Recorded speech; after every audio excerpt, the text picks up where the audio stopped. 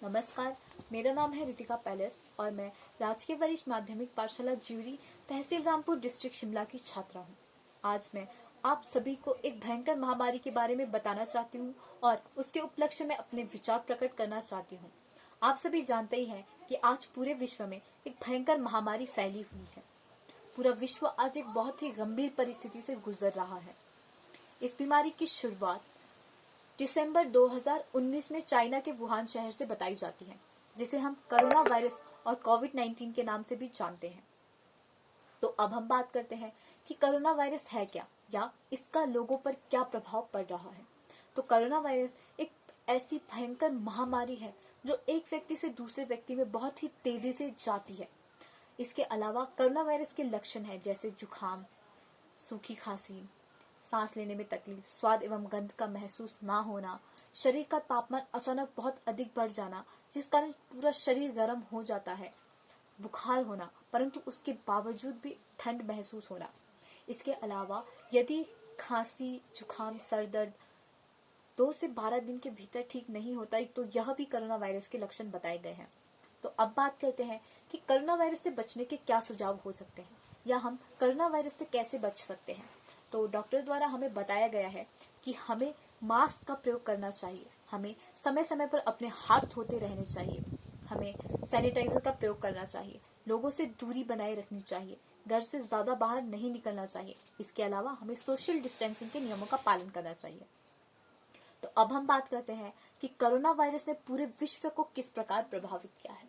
तो corona virus के चलते पूरे विश्व में मरने वाले लोगों की संख्या लाखों तक जा पहुंची है और उस बीमारी से संक्रमित लोगों की संख्या भी लगभग लाखों तक जा पहुंची है। इस बीमारी के कारण लाखों लोगों को अपनी जान से हाथ धोना पड़ा है और आज भी कोरोना वायरस के चलते लाखों लोग इस संक्रमित हैं। यह बीमारी बहुत तेजी से पूरे विश्व के सभी देशों में फैलती जा रही है और हमें इस बीमारी से बचने के लिए सतर्क रहना होगा।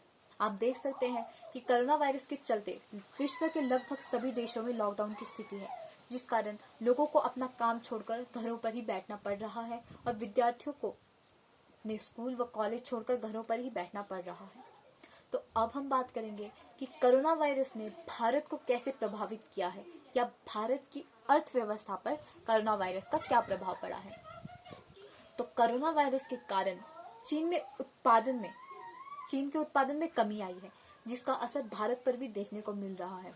इस कारण भारतीय अर्थव्यवस्था को करीब 34.8 करोड़ डॉलर तक का नुकसान हुआ है। इसके अलावा आप देख सकते हैं कि पर्यटन कारोबार भी आजकल ठप पड़े हुए हैं, शेयर बाजार भी ठप पड़े हुए हैं, मेडिकल स्टोर में दवाइयों की कमी हो रही है। इसके अलावा इंडियन क्रिकेट बोर्ड ने बीसीसीआई आईपीएल के टूर्नामेंट को कैंसिल करवा दिया है, जिस कारण प्रचारकों और फ्रेंचाइजियों को लगभग 3,000 करोड़ का नुकसान उठाना पड़ा है। तो आप देख सकते हैं कि कोरोना वायरस ने भारत की अर्थव्यवस्था को भी प्रभावित किया है। केवल भारत की अर्थव्यवस्था नहीं बल्कि विश्व के सभी देशों की अर्थव्यवस्था को प्रभावित किया है, क्योंकि भारत में मरीजों की संख्या लगभग दिन प्रतिदिन बढ़ती जा रही है, जिस कारण उनके इलाज के लिए, दवाइयों के लिए सारा खर्चा सरकार द्वारा उठाया जा रहा है। इस कारण अर्थव्यवस्था पर भी इसका गहरा प्रभाव पड़ रहा है।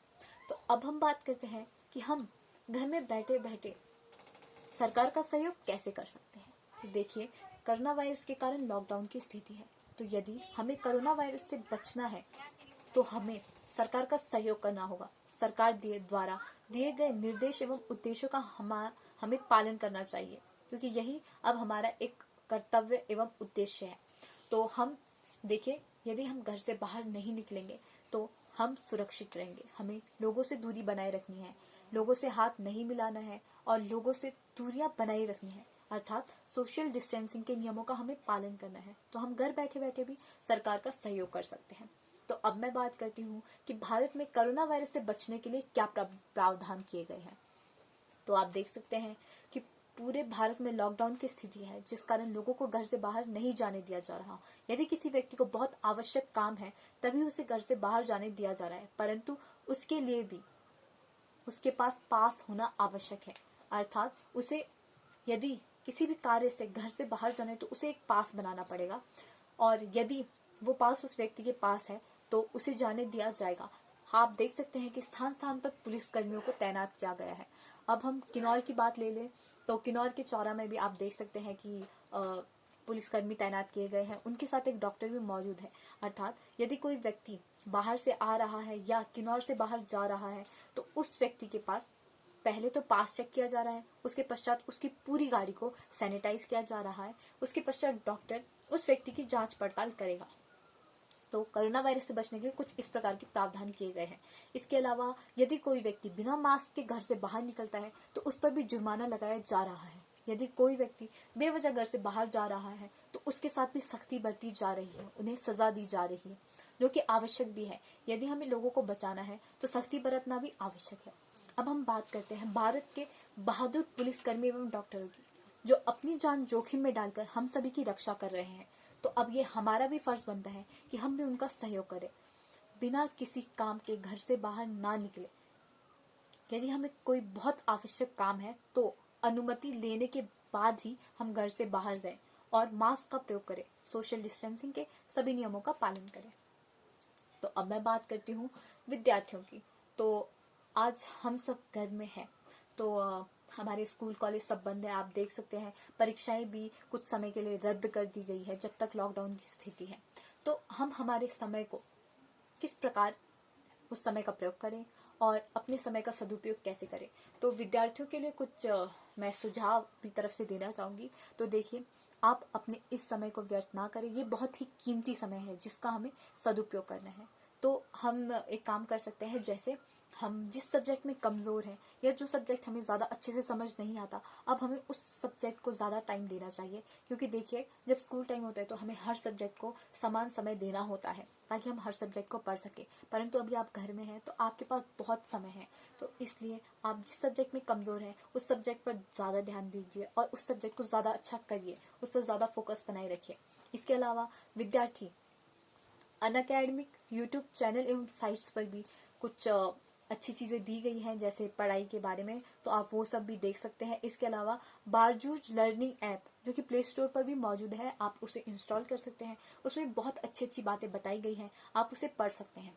इसके अलावा विद्यार्थी एक काम कर सकते हैं, जैसे आप यूट्यूब एवं गूगल का सहारा भी ले सकते हैं। देखिए, आपको भविष्य में जो भी बनना है तो आप उसके अकॉर्डिंग अभी पढ़ाई कर सकते हैं। आप इसके लिए यूट्यूब, बारजूस लर्निंग ऐप और जो अनअकैडमिक यूट्यूब चैनल्स एवं साइट्स हैं, उसके अलावा गूगल, इन सब का सहारा ले सकते हैं। क्योंकि आज फ़ोन में आप देख सकते हैं कि हर प्रकार की नॉलेज, जानकारी मौजूद है जिसका हमें अब प्रयोग करना चाहिए और अच्छे कामों में अपना समय लगाना चाहिए। हमें घर बैठे बैठे सरकार की सभी बातों का, उनके सभी नियमों का पालन करना है, यही अब हमारा कर्तव्य है।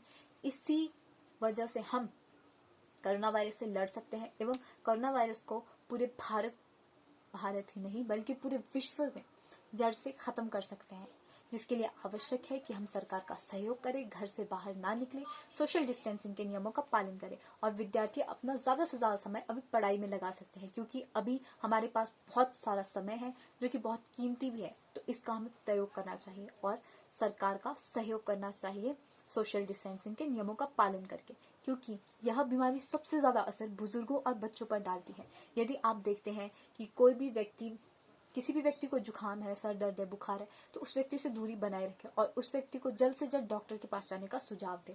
इसी प्रकार हम एक दूसरे की सहायता करके एवं सरकार का सहयोग करके, पुलिस कर्मियों एवं डॉक्टरों का सहयोग करके कोरोना वायरस को भारत से खत्म कर सकते हैं। इसी के साथ मैं अपने विचारों को विराम देती हूँ और उम्मीद करती हूँ कि आप सभी मेरी बातों को समझे होंगे और उन पर अमल भी करेंगे। धन्यवाद। जय हिंद, जय भारत।